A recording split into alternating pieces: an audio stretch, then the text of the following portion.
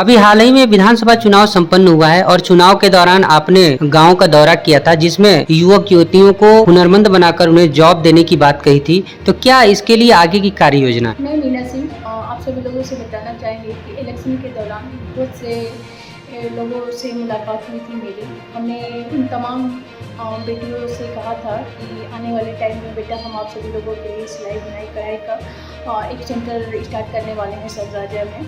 आप सभी लोगों से बताना चाहेंगे कि 11 जून को हम वह सेंटर का ओपनिंग कर रहे हैं और साथ ही साथ हम पिछले 5-6 साल से स्मॉल स्केल इंडस्ट्रीज़ पे भी काम कर रहे हैं। स्मॉल स्केल इंडस्ट्रीज की बात कर रही हैं, इस पे क्या कार्य कर रही हैं? आप सभी लोगों को बताना चाहेंगे हम कि पिछले 5-6 साल से प्राकृतिक खेती के साथ साथ स्मॉल स्केल इंडस्ट्रीज़ पे भी काम कर रहे हैं, क्योंकि मेरा मानना है कि भारत जैसे देश के लिए जहाँ पे जनसंख्या इतनी ज़्यादा है, यहाँ के लिए लार्ज स्केल के कंपेरिजन में यदि स्मॉल स्केल इंडस्ट्रीज़ पे गवर्नमेंट काम करती है तो ज़्यादा फ़ायदेमंद होगा, क्योंकि लार्ज स्केल इंडस्ट्रीज़ उस देश के लिए फ़ायदेमंद होता है जैसे कि जहाँ का पॉपुलेशन कम होता है। लेकिन भारत जैसे देश के लिए यदि हैंडवर्क पे ज़्यादा फोकस किया जाए तो आई थिंक टू गुड होगा।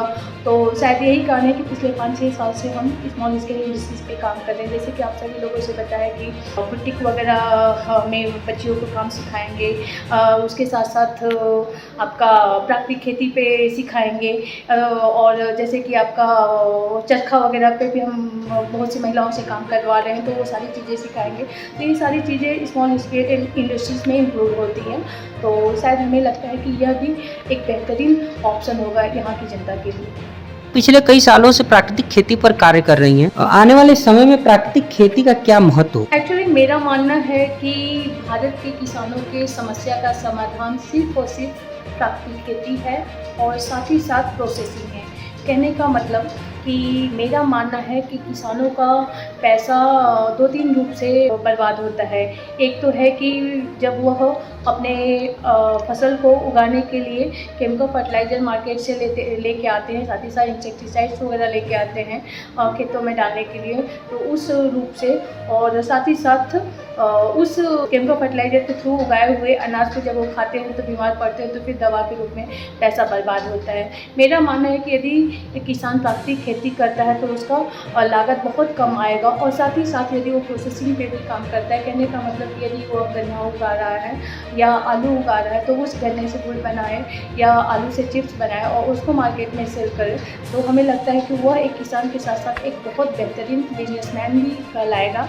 और आने वाले टाइम में आप सभी लोगों को बताना चाहेंगे कि हम ये दोनों चीज़ों पे किसानों की मदद करना चाहते हैं, और साथ ही साथ उन्हें निःशुल्क ट्रेनिंग भी देंगे, और साथ ही साथ वो उनके प्रोसेसिंग में भी हम मदद करेंगे। आप कह रही हैं प्राकृतिक खेती से जुड़ने के लिए, और आज के समय में प्राकृतिक खेती से किसान कहता है कि नुकसान होता है, वो केमिकल की ओर जा रहा है। तो क्यों ना जाए वो केमिकल की ओर? क्योंकि बताता है कि उपज भी कम होती है और कहा जाता है कि प्राकृतिक खेती से उपज कम होती है। एक्चुअली आप सभी लोगों से हम बताना चाहेंगे कि भारत में ग्रीन रेवोल्यूशन 1970 के दशक में हुआ था, परंतु भारत सोने का चिड़िया उन दिनों नहीं था, बल्कि उससे कई साल पहले था।